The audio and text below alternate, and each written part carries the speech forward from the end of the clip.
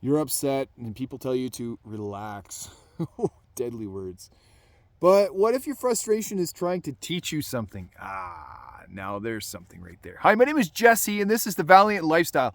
And in this episode, I'm going to be talking about you're not overreacting. 3 reasons your frustration is valid. Now, before I get started, I'd like to invite you to subscribe if you haven't already. If this is your first time, welcome. And welcome back. If this is you watching me again, welcome back, my man. Love having you here. And it's your comments and your contribution to what this is that helps me make this better for you. Let's dive in.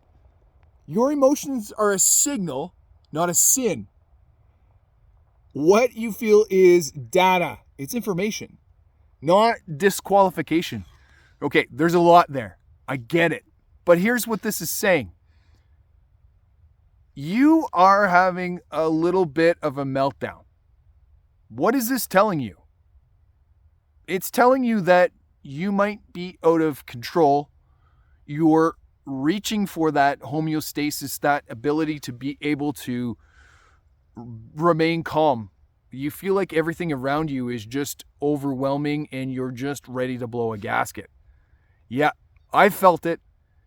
And in those moments, I get angry because deep down, there's a fear that I'm losing ground all around me. I'm losing control of what all that is. So, introspection in that moment, you won't have that ability to do that because your prefrontal cortex here, the last part of your brain to develop is not active. You're in fight or flight, but you'll be able to think about this afterwards. See, that moment for me was teaching me that, okay, that was my threshold. That was my ability to be able to grasp this situation and be able to control it for myself. And what did I do? Oh, okay. I walked away and I did some breathing and I came back. Okay, that worked. Or, okay, I went for a run. Okay, that didn't work. I did some breath work. That worked. It helped oxygenate my brain, bring me back to present moment. See, this works. It's not frou-frou stuff. You've been holding on to too much, too long. See, this is so important and crucial as a man.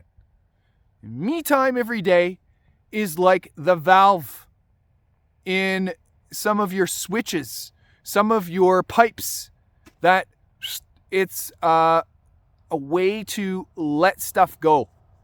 When the valve on the pressure cooker goes off, it's letting off bits of steam to prevent it from what? Becoming a bomb. To prevent it from becoming this thing that's going to be chaotic. If you don't have this ability to do that, and you're not doing it daily, guess what it becomes? Full-on rage. Full-on rage.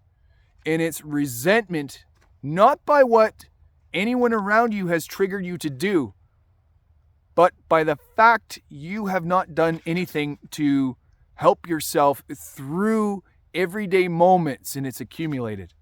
I can attest to this myself because there have been moments, actually a long period of time in my life where I didn't do this, and I just was ragey, very upset. And I had no one to blame but me. I could point one finger that way, and there was 3 headed back my way. Why? It was me that wasn't doing this. The trigger out there, normally that wouldn't trigger me. It would be, oh, I see what's going on here. I'm not going to react to that. Or, that's okay, cool, calm, collected. But if it sets you off, that's you. That's me. And that's just what it is. There's no shame in finally snapping. However, it is your ability to be able to reel it back in. It is your ability to be able to come back to calm. It is your ability to be able to be responsible for your actions. And don't be abusive with your language. Do not do that. That causes for chaos. That causes for rifts in your relationship, that causes for the foundation of your relationship to actually develop cracks. You see, my wife has had this throughout our relationship. These moments when I've cracked, we've had to do a lot of mending because of these moments that I've had where I've just come unglued. Now we're at a whole new level of understanding and a whole new level of loving each other. And I'd love to think that these are things that you can apply to your own relationship. You deserve a voice, not just a role, my man. Speak it before it turns into silence within, resentment within, and then it becomes this full-on rager later. And it's this projection of something that you didn't do because you didn't afford yourself. I don't have time. I'm working all the time. I don't get time because I don't make time because the kids get this, they have this activity. Bull. BS. BS. You don't make yourself a priority. Your mental health, your physical health. This is all on you. It's time to really get with this. Because when it comes to the overreacting part, your family and your wife will only be able to withstand this for so long. You will erode away everything that you've got. And it's so important to be able to validate these things. And that's why there are coaches like me out there, coaches like Coach Jesse here, that when you're in these moments that you can relay how you feel, yeah, man, that's a real feeling. You're getting that out. It's no longer going to be something within you that's going to accumulate as a rager later. Anger. Or a projection on her. On your kids. Worse. What I want you to do now is I want you to comment, I am allowed to feel. I am allowed to feel. Be responsible for it. Be responsible for all of your actions.